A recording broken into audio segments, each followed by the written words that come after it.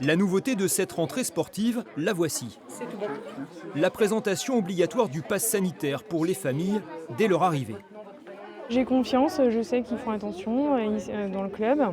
Ils prennent toutes les mesures nécessaires. Il y a le pass sanitaire qui est respecté pour les parents. Tant qu'ils peuvent avoir leurs activités et que la vie n'est pas trop perturbée, ça va. Sur ce tatami, l'activité a repris presque normalement après une saison brutalement écourtée. Plus de restrictions, même pour les sports de contact. Par contre, les contrôles sont venus alourdir la tâche administrative, déjà chargée en cette période d'inscription.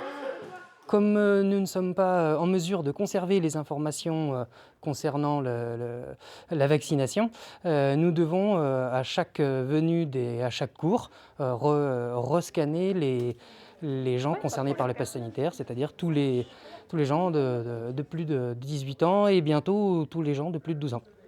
À l'Étoile Angers Basket, les jeunes ont également fait leur retour. Au plus fort de la pandémie, le club a tout fait pour garder le contact avec ses licenciés. Mais les revoir sur le terrain redonne de l'enthousiasme aux encadrants. Ils ont leur ballon ou pas, nous on prête ce qu'il faut. Les seules contraintes sont par rapport aux parents. Concernant les enfants, il n'y a pas de limite du tout. Donc nous on en profite, parce que c'est quelque chose qu'on n'a pas pu faire depuis très longtemps. Donc voilà. Reste qu'avec plus de 500 pratiquants répartis sur 4 sites, le club se demande comment faire pour respecter les contraintes et remobiliser les bénévoles.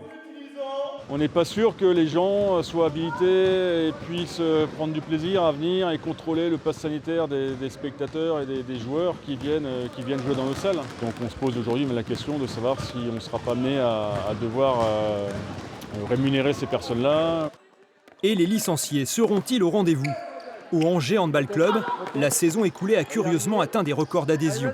Malgré la dynamique engagée, l'incertitude plane encore sur les effectifs cette année. Les étudiants ne sont pas encore revenus, ne savent pas non plus de comment ils vont reprendre leur année scolaire.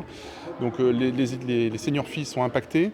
On a quelques dirigeants aussi qui sont impactés parce que finalement ils se sont rendus compte qu'on pouvait avoir d'autres activités le samedi. Voilà. Et puis est-ce qu'il y a du report sur d'autres sports? Je ne suis pas convaincu. Non, je ne suis pas convaincu. Et en même temps, on a, je pense, à aujourd'hui 25 nouvelles personnes qui arrivent au club. Les nouvelles inscriptions se font surtout auprès des jeunes, pressés de renouer avec une activité sportive.